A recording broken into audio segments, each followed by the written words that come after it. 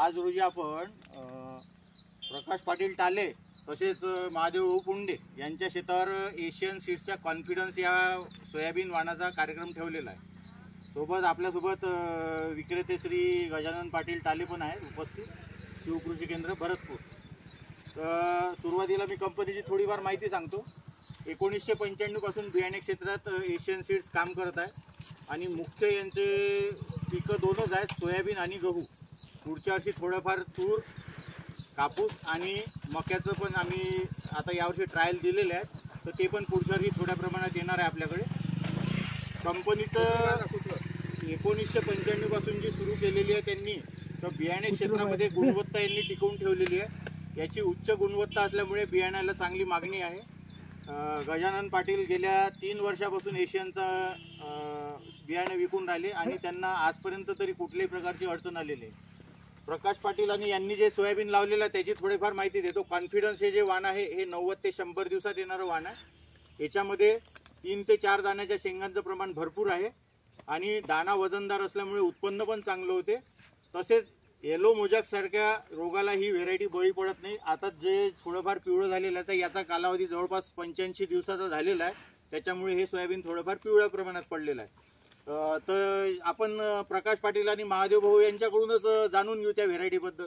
कशी काय वाटली तुम्हाला व्हेरायटी? व्हेरायटी चांगली आहे, मागच्या वर्षीपासूनच पेरून झालो मी, यावर्षी दुसरा अनुभव आहे माझा आहे आणि रिझल्ट चांगला आहे। यावर्षीच पेरला मी। तुम्ही यावर्षी पेरलं, कसं काय वाटलं? काय विशिष्ट वाटलं? चांगलं वाटलं। तर चांगलं म्हणजे काय वाटत आहे? रिझल्ट चांगलं वाटलं। शेंगा जास्त आहेत, भरपूर शेंगा आहेत, 4-4 दाणे आहेत। रोगाला कसं काय? रोग नाही। किती फवारे दिले तुम्ही? 3 फवारे आणि खताची डोस? स्वतः डोस एकच। अच्छा, तुम्हाला चांगलं वाटलं? हो। बरं, याच्यामध्ये आपल्याजवळ अजून एक व्हेरायटी आलेली आहे यावर्षी पांढऱ्या फुलामध्ये, कृषी गोल्ड 151। ते पण शेतकरी आपल्यासोबत आहेत, बाळू पाटील टाले। बाळू पाटील, थोडा अनुभव सांगा तुमचा।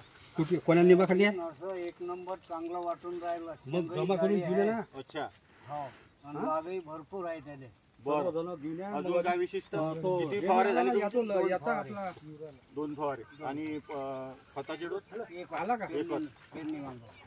त्याचं विशिष्ट काय वाटलं असं? विशिष्ट शेंगा पकलेल्या तुमच्या पूर्ण कालच पाहिला आपण, हो, पूर्ण परंतु एकही झाड त्याच्यात पिवळं नाही अजून। नाही, पूर्ण शेंगा पकून आल्या, हे विशेष आहे त्याच्यामध्ये। आणि याच्यामध्ये हे जे वाण आहेत आपले कॉन्फिडन्स म्हणा किंवा कृषी गोल्ड 151, या वाणामध्ये शेंगा फुटण्याची समस्या नाही। मागून पाऊस जरी जास्त प्रमाणात झाला तर शेंगा फुटणार नाही। टरफल झाडं असल्यामुळे शेंगा चांगल्या राहतात त्या, आणि वजनदार दाणा असल्यामुळे उत्पन्नातही चांगलं होते। आपला एशियनचा गहू पण येतो, लोकवन आहे। त्याच्यानंतर एक रिसर्च व्हेरायटी आहे सोना म्हणून, सरबती टाईप गहू आहे, तो खाण्यासाठी चांगला आहे। माजोडमध्ये मागच्या वर्षी गजानन पाटलाने भरपूर विकलेलं आहे ते, आणि उत्पन्नासाठी पण चांगला आहे। एकरी 20-22 पर्यंत ॲव्हरेज गेलेलं आहे। 17 ते 18 तर रिसर्चचा घेतला 40 किलोमध्ये, आणि लोकवनचा पण ॲव्हरेज 20-22 पर्यंत गेलेला आहे। त्यांनी स्वतःही लावलेला। थोडीफार तुम्ही पण माहिती सांगा। कसं काय वाटलं? लोकवन व्हेरायटी 40 किलोमध्ये आहे, रिसर्च जी आहे सोना म्हणून ती 20 किलोमध्ये आहे। सोना शरबती सारखी आता तुम्ही 3 वर्षापासून बियाणं विकून राहिले गजानन पाटील, तर तुम्हाला काय म्हणजे कंपनीबद्दल असं काय वाटते बा? कंपनी एकदम चांगली आहे। एकही तक्रार शेतकऱ्याची आली नाही 3 वर्षात। आता तक्रार येणारं बियाणं आम्ही विकतच नाही। आता डोळ्यांना पाहत होते, आम्ही शेतकरी परत आमच्या इकडे आले पाहिजे। अच्छा, त्या हिशोबाने कंपनीचं चांगलं आहे आणि माल पण। हे पांढऱ्या फुलाचं चांगलं, हे म्हणजे 335 मध्ये येते का मग? नाही, हे रिसर्च व्हेरायटी आहे आणि 335 तर आहेत आपल्या। 300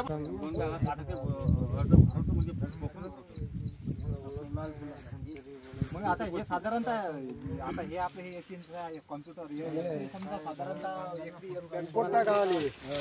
27 किलोचीच बॅग भेटायची। किती किलोची आहे? 27 किलोची बॅग आहे, 27 किलो सोडायचं। त्याच्यापेक्षा थोडं कमी सोडलं तरी चालते। 50 किलो बियाणं हे कृषी गोल्ड 151 आहे, ते या एका शेतकऱ्यांनी 50 किलो 3 एकरामध्ये सोडलं। तर त्यांचं स्वतःच त्यांनी अनुभव सांगितला का मला 30 क्विंटल ॲव्हरेज यायला पाहिजे म्हणे 3 एकर। म्हणून म्हणजे 2-4 बॅगा तुम्ही आहे. 20-22 आहे आणि सोडलं ऐकच ना पुन्हा. कसं आहे ते आता पुढच्या सगळं वेळेला वातावरण दाखवते डिपेंड आहे. मग त्याची गुडी मध्ये बाबू हेच हवामान घे शक्ती आपल्याला तर आहेच आणि वंतरला वातावरण मागीला आहे. वरी एखाद्या पाहत वर्षी आहे. काय होते सोयाबीन भलकून ते वाढून जातात दाट जर पेरलं तर शेंगा कमी तेवढं लागतात. झाड संख्या जास्त असते मग साधारणतः समजा पाहिजे कसं साधारणतः 22 ते 25 किलो पेरायचं मोज. म्हणजे अंड्या करते ते वाढते पेरू आपल्याला height पूर्ण पाहिजे. घे बाबाला दाखव. टोंगळा मांडीच्या वर हाईट नाही पाहिजे ते. 22 किलो पेरलं तर कधी कधी एखादं संकट आलं काही झालं ते तरी त्याच्यासाठी ते 25 पान काढू का? नाही काही करणार ते adjustment येऊन जातं. झालेलं आहे तेवढंच दादा 100च्या वर आहे. व्हिडिओ बंद करून टाका व्हिडिओ